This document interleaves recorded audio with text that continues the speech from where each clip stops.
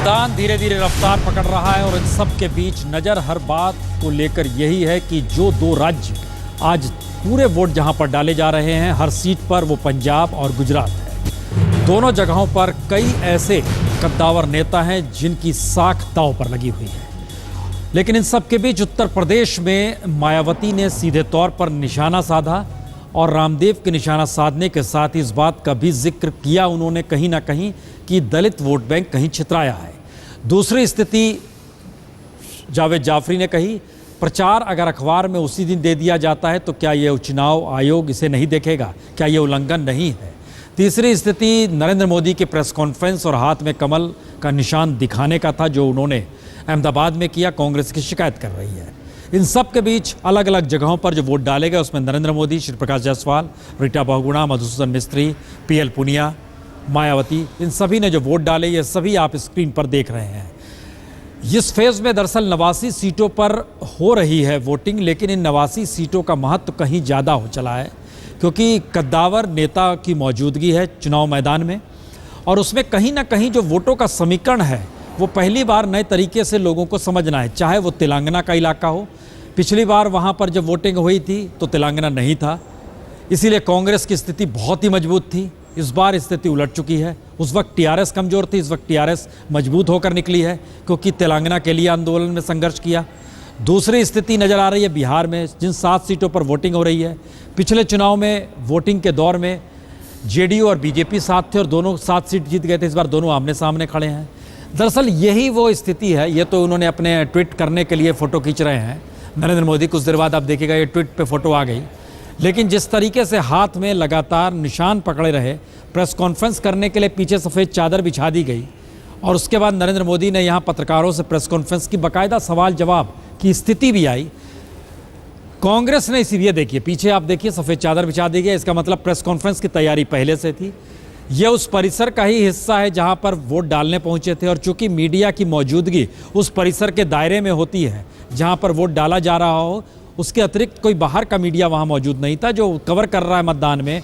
जो भी वीवीआईपी आएंगे वहां पर नरेंद्र मोदी पहुंचे थे, तो उस जगह पे प्रेस कॉन्फ्रेंस हुई। कांग्रेस की शिकायत कर रही है और ये भी कह रही है कि इस तरीके से हाथ में चुनाव चिन्ह दरअसल प्रचार करना और ख़ास तौर से जिस जगह पे आप दिखा रहे हैं वो उस क्षेत्र के भीतर है जो दायरा आता है जहां पर आप कुछ प्रचार नहीं कर सकते हैं। और दूसरा, राज्य में अगर मतदान पूरे राज्य में हो रहा है तो, लेकिन जो उत्साह और उल्लास लगातार अपनी प्रेस कॉन्फ्रेंस में नरेंद्र मोदी के जरिए छलक रहा था और जिस तरीके से हर सवाल का जवाब वो पत्रकारों के दे रहे थे और बड़े ही उत्साह के साथ दे रहे थे, उसने एक संकेत तो दिए कि दरअसल गुजरात को लेकर नरेंद्र मोदी बेफिक्र हैं क्योंकि वो प्रधानमंत्री पद के उम्मीदवार हैं। 2009 में प्रधानमंत्री पद के उम्मीदवार नहीं थे, इसीलिए 11 सीट कांग्रेस जीत गई, 15 सीट बीजेपी के हिस्से में आई थी, 26 सीटें कुल। इस बार इतने बेफिक्र थे तो ये कहने से भी नहीं चूके कि मैंने सिर्फ 18 घंटे दिए वो अभी 2 दिनों में।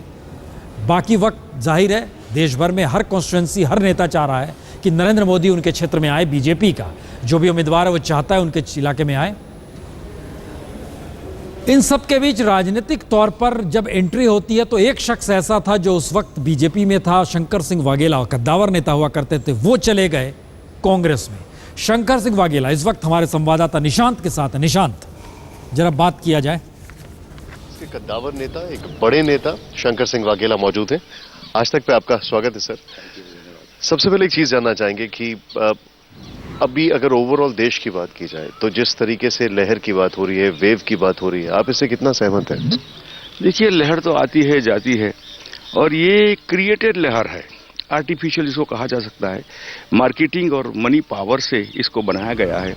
मैं समझता हूँ कि हिंदुस्तान की इतने लोकसभा के पोल्स हुए, फर्स्ट टाइम आर्टिफिशियल लहर, यानी कि पूरी पार्टी को तोड़ मोड़ करके जो भी पीएम कैंडिडेट की घोषणा करना, एंटी डेमोक्रेटिक और एंटी कॉन्स्टिट्यूशनल जो बात बीजेपी ने कही है, वो मैं नहीं समझता कि जो आप लहर कहते हैं उसमें कन्वर्ट होगा। लोग फेडअप हो गए हैं। लोगों ने देखा कि ये तो सिर्फ वाणी विलास है, कोई मतलब ही नहीं है। और पहली बार देश के लोकसभा पोल्स में बिलो द बेल्ट वार किया जाता है, यानी कि चर्चा का स्तर इतना नीचे किया गया। मैं नहीं समझता कि किसी को ये शोभा देता है। और बीजेपी के एलिगेशन होते हैं, कोई जवाब न दे तो जवाब का भी स्तर नीचे करना पड़ता है। देखिए बाबा रामदेव ने क्या बकवास कर दिया। ये जो चीज है ना, ये ये देश की जनता को ठीक नहीं होती है। इसलिए मैं समझता हूं कि बीजेपी की लहर, सो कॉल लहर जो है वो रहेगी और चली भी जाएगी। लेकिन अगर जिस तरीके से हमले किए जा रहे हैं, व्यक्तिगत हमलों के तौर पर, तो राहुल या प्रियंका वो भी छोड़ नहीं रहे हैं, वो भी एकदम जवाबी हमला दे रहे हैं, व्यक्तिगत हमले कर रहे हैं एकदम।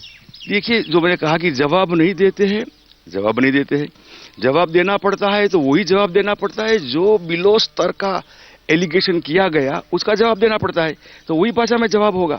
और मैं नहीं समझता कि कांग्रेस ने कभी भी किसी के पर्सनल लाइफ में इतना इंटरफियर किया हो। या अगर दामाद की बात है तो वाजपेयी साहब के दामाद और दुनिया भर के किसके दामाद का चक्कर नहीं है। क्या मुरली मनोहर जोशी, क्या अडवाणी जी, क्या कोई कौन बचा है? ये ठीक नहीं है किसी के दामाद के ऊपर वीडियोग्राफी करवाना, ये करवाना। और law will take it on course. आप FIR करिए ना, आप कोर्ट में जाइए। लेकिन ये जो जिस हिसाब से इन्होंने स्टैंडर्ड को लो किया है, तो देश की जनता में जो कल्चर है हिंदुस्तान, मैं नहीं समझता कि इसको ये पसंद आता है। मार्केटिंग का जिक्र हो रहा था, मनी का जिक्र हो रहा था, लहर का जिक्र नहीं हो रहा था।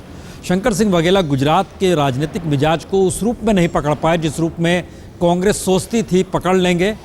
शायद इसीलिए अल्टरनेटिव गुजरात में नहीं है। रामकृपाल जी, ये जो शंकर सिंह वाघेला जिस बात का जिक्र करते हैं, एक दौर में बड़े कद्दावर नेता, एक पहचान गुजरात के जरिए, लेकिन नरेंद्र मोदी की गुजरात में ज़्यादा बेहतर राजनीति रही या कांग्रेस शंकर सिंह वाघेला के जरिए उस राजनीतिक जमीन को पकड़ नहीं पाई, इसलिए अल्टरनेटिव लगता नहीं है गुजरात में? वजह क्या है इसकी?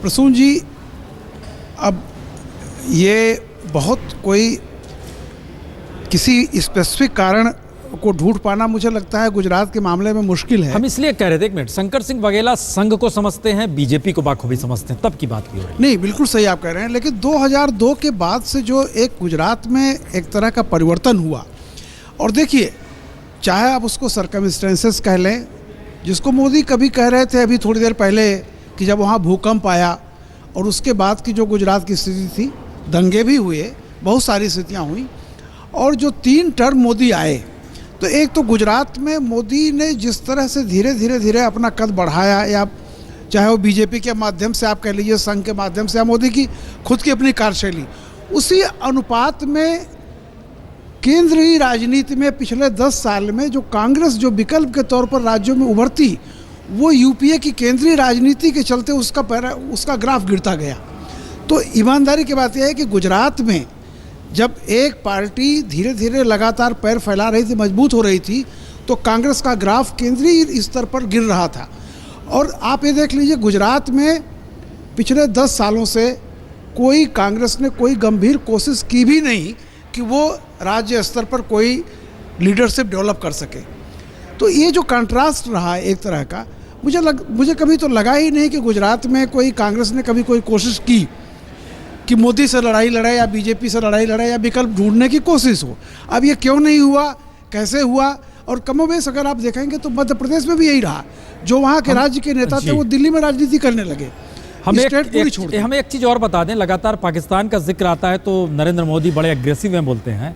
जब जो भूकंप का जिक्र है, दरअसल जिस वक्त भूकंप आया था उस समय हम खुद इस्लामाबाद में थे, और वो पहला मौका था कि इस्लामाबाद से मुशर्रफ साहब वहाँ पे थे। उन्होंने गुजरात भूकंप को लेकर मदद भेजी थी गुजरात में। मालूम है, राजनीति बहुत उलट पुलट गई। नहीं, बिल्कुल सही कह रहे हैं कि वो दौर बिल्कुल ऐसा था। और मुझे एक ये भी याद है कि गुजरात भूकंप के बाद जो राहत कार्य हुआ, उसके व्यक्तिगत प्रचार में मोदी जी आए और हम कई संपादकों से मिले भी, और उन्होंने ये निमंत्रण दिया कि आइए गुजरात में देखिए कि हमने कैसे कैसे काम किए हैं।